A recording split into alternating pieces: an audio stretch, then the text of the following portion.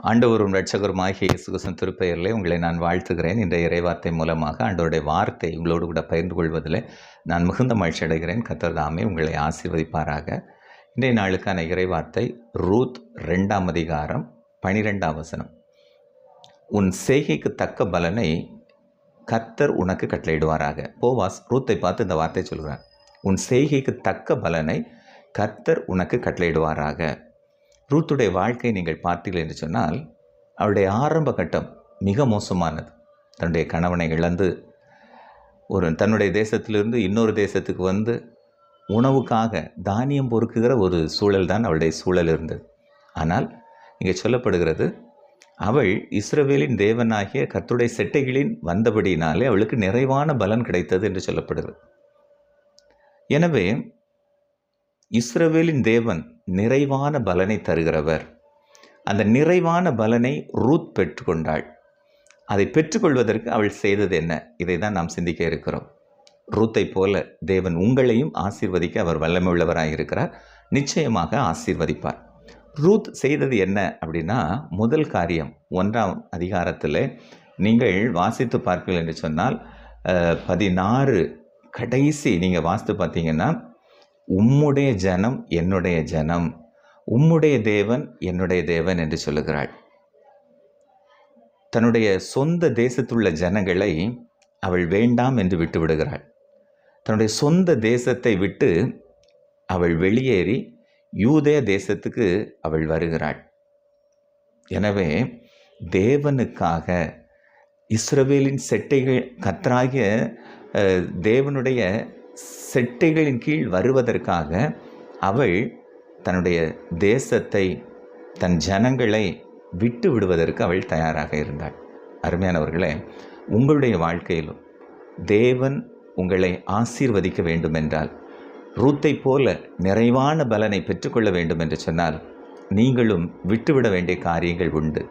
தேவனுக்கு விரோதமான எல்லா காரியங்களையும் நீங்கள் விட்டு விடுவீர்கள் என்று சொன்னால், தேவனுக்கு பிரியமில்லாத எல்லா காரியங்களையும் நீங்கள் விட்டு விடுவீர்கள் என்று சொன்னால், தேவன் ரூத்தை எப்படி நிறைவான பலனை கொடுத்து ஆசீர்வதித்தாரோ அதே போல உங்களையும் ஆசீர்வதிப்பார். இது முதல் காரியம்.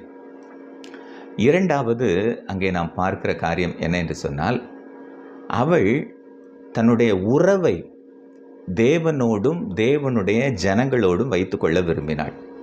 இஸ்ரவேலின் தேவனோடு தன்னுடைய உறவை ஏற்படுத்தி கொள்ளவும், அவருடைய ஜனங்களோடு தன்னுடைய உறவை வைத்து கொள்ளவும் அவள் விரும்புகிறாள். அருமையானவர்களே, இன்று உங்களுடைய உறவு யாரோடு இருக்கிறது? தேவ பிள்ளைகளோடு உங்களுடைய உறவு இருக்கிறதா?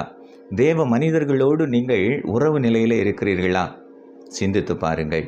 உங்களுடைய உறவு தேவனோடும் தேவனுடைய பிள்ளைகளோடும் இருக்க வேண்டும். உங்களுடைய ஐக்கியம் யாரோடு இருக்க வேண்டும்? தேவனோடும் தேவனுடைய பிள்ளைகளோடும் தான் இருக்க வேண்டுமே தவிர, நீங்கள் இருளான மனிதர்களோடும் அந்நியர்களோடும் நீங்கள் உங்களுடைய உறவை, உங்களுடைய ஐக்கியத்தை நீங்கள் வைத்துவிட வேண்டாம். அருமையானவர்களே, இவள் தன்னுடைய ஐக்கியத்தை யாரோடு வைக்க விரும்பினாள்? தேவனோடும் தேவனுடைய பிள்ளைகளோடும். எனவே தான் நிறைவான பலன் கிடைத்தது. மூன்றாவது அங்கே சொல்லப்படுகிற காரியம் 17ஆம் வசனத்தில் வாசித்து பார்த்தால், நீர் எங்கே மரணமடைவீரோ அங்கே தான் நானும் மரணமடைந்து அடக்கம் பண்ணப்படுவேன் என்று சொல்கிறாள். ஒரு உறுதித்தன்மை, உறுதிப்பாடு, தீர்மானம்.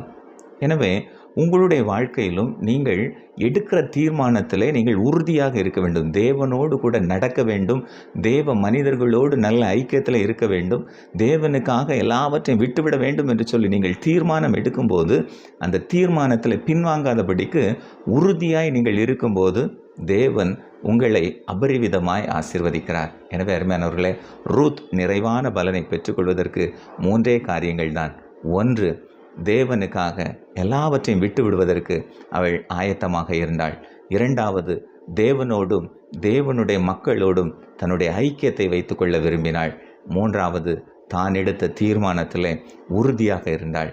எனவே தான் தேவன் அவள் அவருடைய செட்டைகளின் வந்தபடியினாலே நிறைவான பலனை கொடுத்து ஆசீர்வதித்தார். அதே நிறைவான பலன் உங்களுக்கும் கர்த்தர் தந்து உங்களை ஆசீர்வதிப்பார். ரூத்தை போல நீங்களும் தேவனுக்காக தேவையில்லாத காரியங்களை விட்டுவிடுங்கள். தேவனோடும் தேவனுடைய மனிதர்களோடும் ஐக்கியமாக இருங்கள். தேவனுக்காக நீங்கள் எடுத்த தீர்மானத்தில் உறுதியாக இருங்கள். கர்த்தர் உங்களை ஆசீர்வதிப்பாராக. ஆமேன்.